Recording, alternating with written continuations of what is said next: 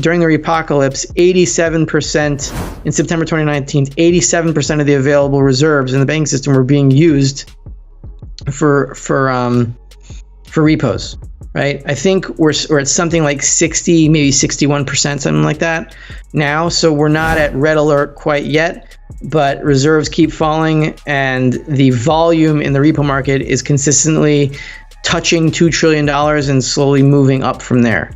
And at some point, these numbers are not going to work out. There's not going to be enough money to fund all the basis trades, plus loan to all the banks that need the money.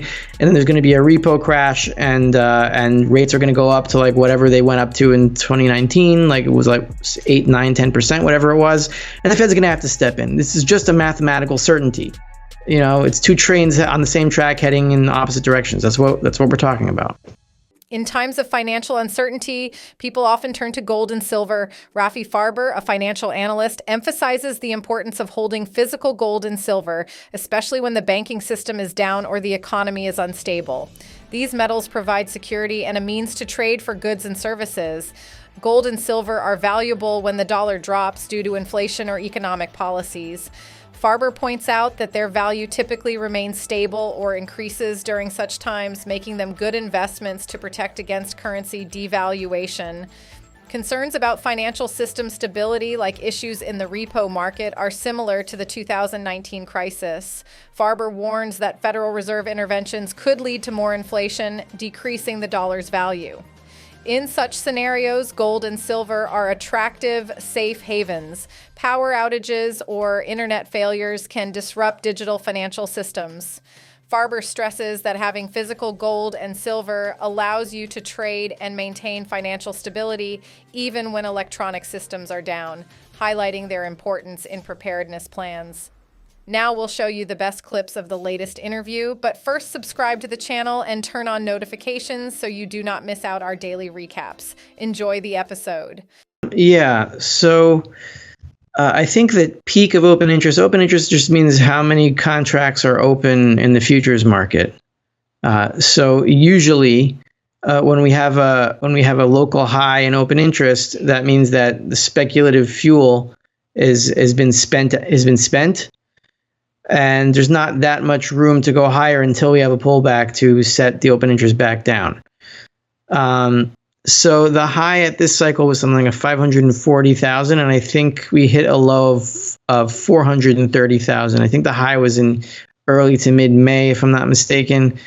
And now we're in late June, so it was about 4 or 5 weeks ago. And so we're down like 110,000 contracts. When open interest goes down, what it means is that usually the bullion banks or the swaps, they're theoretically, I don't know if they actually do this, but theoretically they short the futures market and then they buy physical gold supposedly in London to hedge that out so their books are balanced, so they don't theoretically care where gold goes up or down. Now we could debate about whether they're actually long the physical, or even if they are long the physical, does the physical actually exist in London? And I guess that's only something we'll find out in the end game when these things have to cover, and some of them will and some of them won't, and then we'll be at a default situation. So that's a question that's yet to be answered definitively.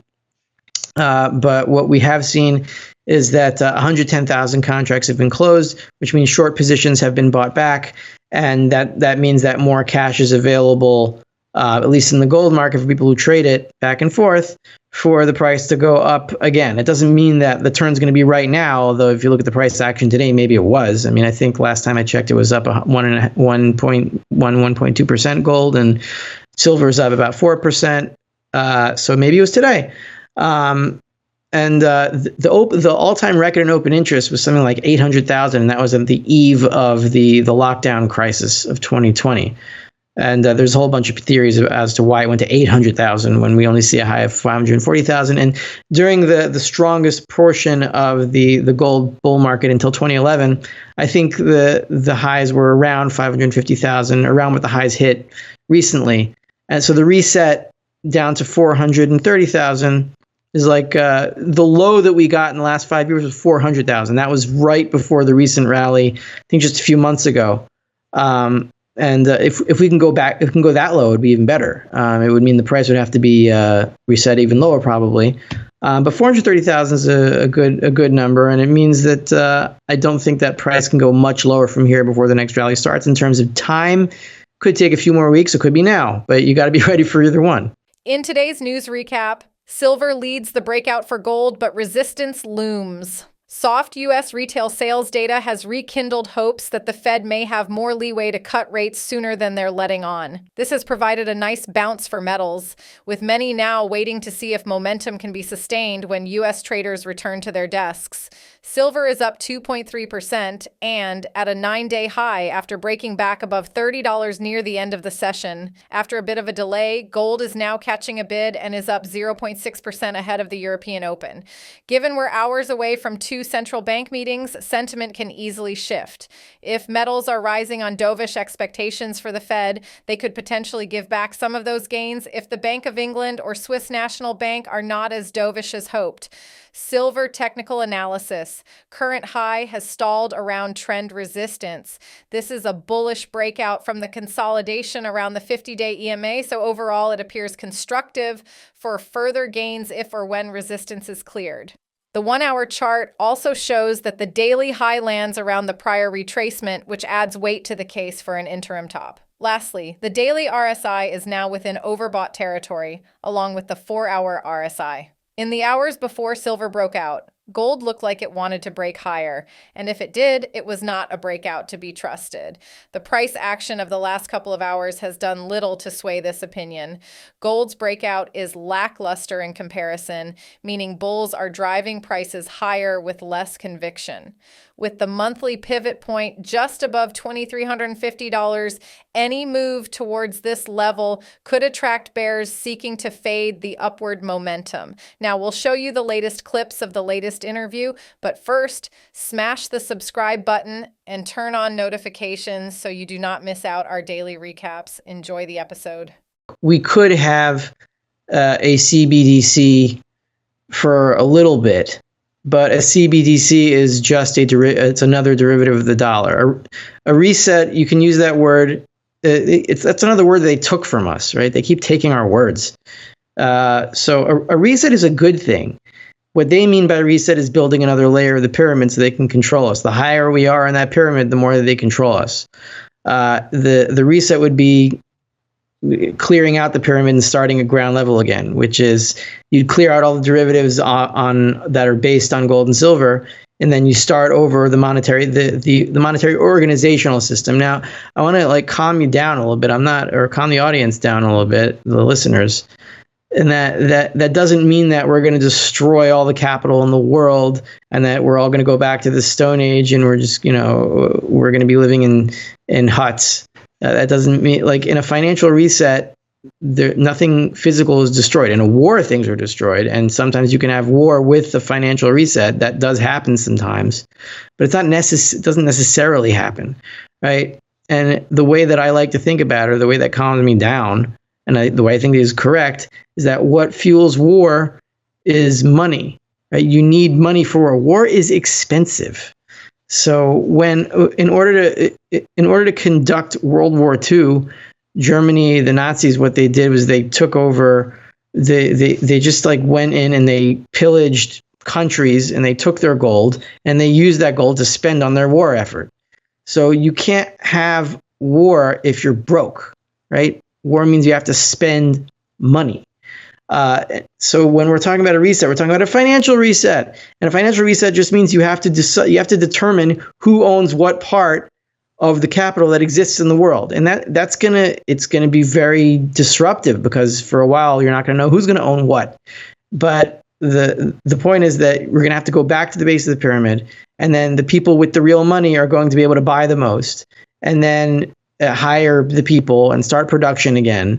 And from there, gold and silver will stabilize the system. And instead of a tiny, tiny little base, like a very thick, tiny base of gold supporting a huge pyramid, you have a very broad, spread out new base of a much more stable building, right?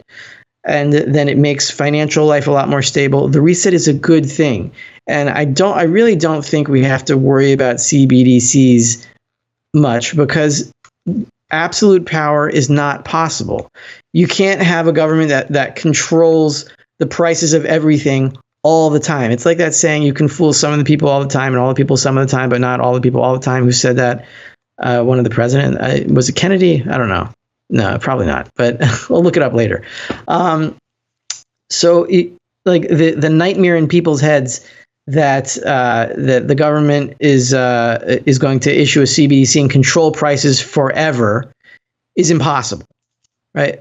Price controls never work. That's like a libertarian slogan. We all know this. So if price controls never work, CBDCs will never work either. It's just a corollary of that.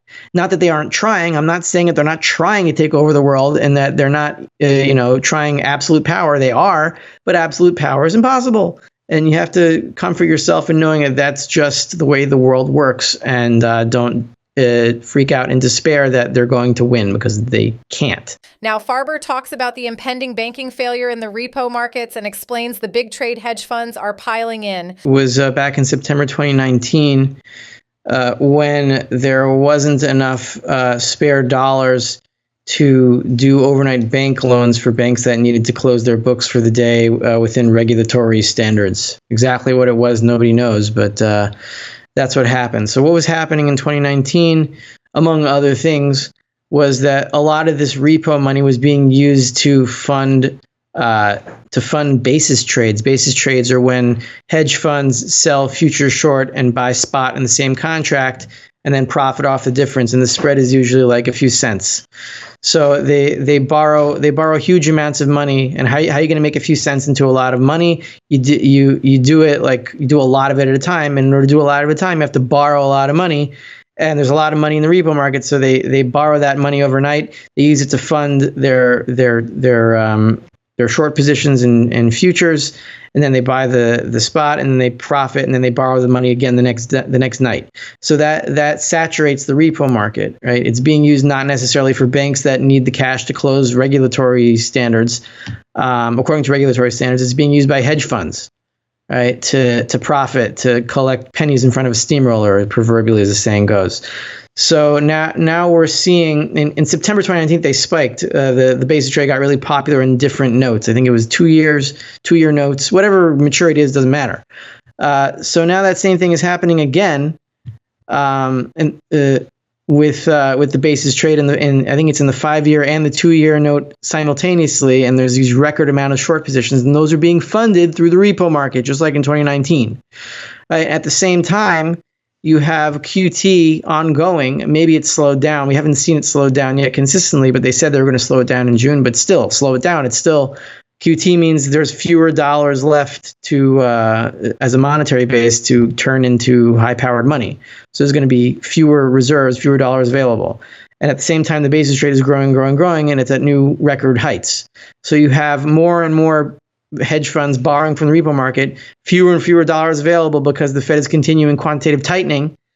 I ran this chart. I configured a chart where I looked at the amount of repos as a proportion of the total reserves available in the banking system. And what I came up with was What do you think of today's show? Do you agree with Rafi Farber? Will the dollar die pretty soon? And will gold and silver rise to the moon and beyond? Post in the comments section your honest opinion. Tell us what you're doing with your stack and share your experience with the Stackers community. Now watch this video right here because you'll love it. I see you on the other side.